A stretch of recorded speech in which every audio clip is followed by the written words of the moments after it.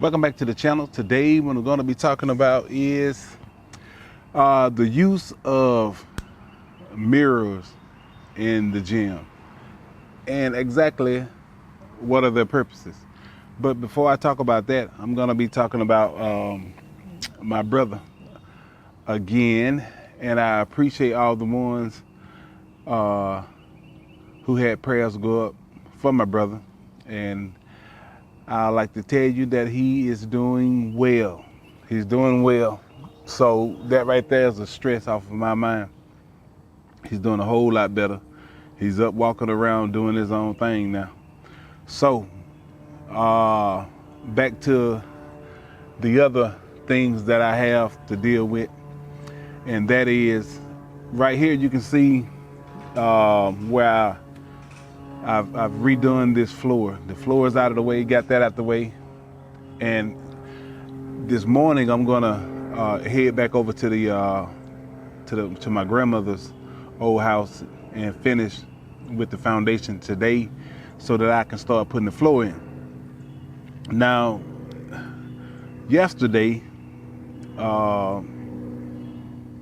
my truck radiator had a leak. So I had to order another radiator. Got the radiator in, had to put the radiator in. I got the radiator in from where I bought it from, and then I had to put it in. And that's what I'm saying. So I got all that did. Got my truck back running. Even though I got two other trucks that I deal with, I hate for anything that I have to not be running. You know, and my white truck is the one that I use the most when it comes down to going to stores and buying stuff and all that kind of stuff. It's my everyday truck, but I still bought it as a truck that I can use to do pretty much anything. It has a dual purpose, especially with the trailer hooked to it. But we're going to talk about these mirrors, and is it vanity that causes a person to use a mirror when they're working out? And that right there within itself is a good question to ask, because you see a lot of mirrors in a lot of gyms, and exactly what is the purpose of them? I mean, it's hard to say why a lot of people use those mirrors, but the mirror is a tool, just like the weights are a tool. That's what it should be. A lot of times when you have people that are vain, they will look into the mirror, and you can always tell the ones that's doing that, because you can tell by the way they're actually observing themselves. You know, when they're in the mirror, they're not really using it as a tool to look at the muscle, to see what the muscle is doing. Because the thing about it is that when you're looking in that mirror, that mind-muscle connection is even stronger at that particular time. There are certain muscles that make it more difficult. Depends on, well, certain exercises make it more difficult to really be worrying about the mirror at that particular time. But when you're doing things like lat pull downs, standing dumbbell curls, standing barbell curls, shoulder presses, and all that kind of stuff, if you got that stuff, you know, pointing at the mirror while you're doing it, then the mind-muscle connection is a lot greater. And that's the purpose of the mirror at that particular time. It allows you to hone in on that muscle. Now, when you are ego lifting, you're lifting weights because of ego, then all of that stuff goes out the window, because you're not building your body up. You're just trying to lift heavy weights. And it doesn't take that mind-muscle connection to do that, because you have an assortment of muscles that you're using to lift that weight. And you're depending more or less on speed, balance, and you're looking at speed, balance when you're lifting those heavy weights. And it's not really, you know, a whole lot of strength. It's more or less technique. You know, that's what you really use when you're trying to lift heavy weight. Technique more or less than anything else. That's how come, you know, people who's lifting for egos, they're basically doing powerlifting. They're not concentrating on the amount of blood that's flowing into the muscle. Therefore, they can't really get the muscle hypertrophy that they want because they're ego lifting. You know, that's where the problem come in at. Ego lifting only allows you to gain a certain amount of strength. You know, it's a powerlifting thing. It has nothing to do with bodybuilding. Bodybuilding is a mind thing, a mind-body connection that you have to have in order for you to be able to build that muscle up to whatever size you're trying to get it to. And using that mirror is a tool to look at how your body is shaped, how it's made. And if you don't have that muscle dysmorphia, then you have the ability to look at yourself and say, you know, I probably would look better if my triceps was a little bigger, if my upper chest was a little bigger, you know, if my calves was a little wider, or whatever the thing may be. You have to be able to look in that mirror as a tool, look at your body, and make the changes that you see that you need.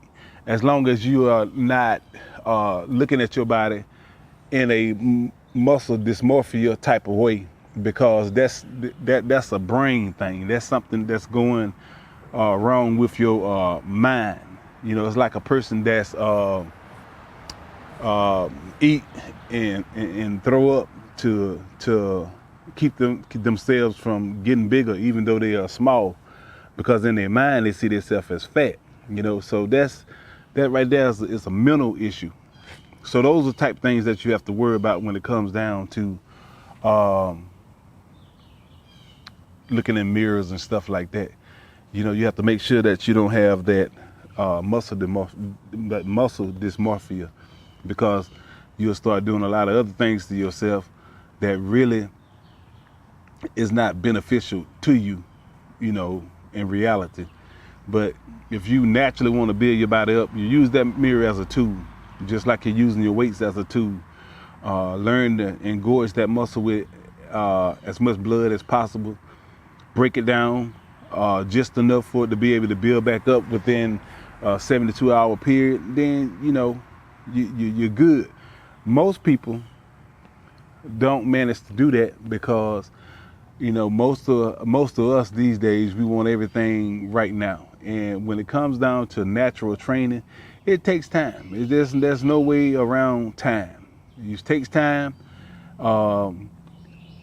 Your genetic potential also has a lot to do with what the outcome, the finished product is. Your genetics, whatever your body look like now, if you can imagine it bigger, it's gonna look the same way.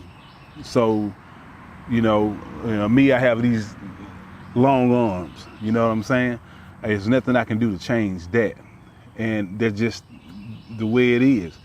So a lot of things won't quite look like I would want them to because of my genetics, the way I'm made up, you know. So that's just life.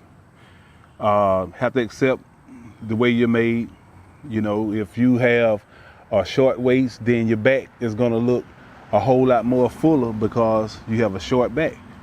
That's just one of the benefits of having a back that's not real long. If you long waisted, then your back is gonna look even narrower. That's just life. But no amount of drug that you can take is ever gonna change your genetics. Nothing can change your genetics. You know, you may be able to go have some type of surgery. You may be able to use synthol and all that kind of stuff if you start doing that kind of stuff to bring up certain things, but that's short-lived. The surgery is a permanent thing, but then you're looking at issues later on. It all depends on what you want to do, you know what I mean? But being natural is taking your time, filling your muscles out, exercising in a way that will allow you to make gains, being aware of your weight, being aware of your diet, which is shouldn't be that strict when you're being natural, because you can only get so muscular before you starve yourself down to where you look like nothing again. So being natural is a difficult thing to do when you're talking about building your body up. But you have to accept your shortcomings. That's just the way it is. Anyway, I got to get over here and get back to work on this house and try to get it out the way. Like I told you before, life have its ups and downs. As you can see with my life, it have its ups and downs. You have things that happen that you have no control over. But no matter what, you always have to come back to that weight room, relieve that stress, keep your health up, and that's it.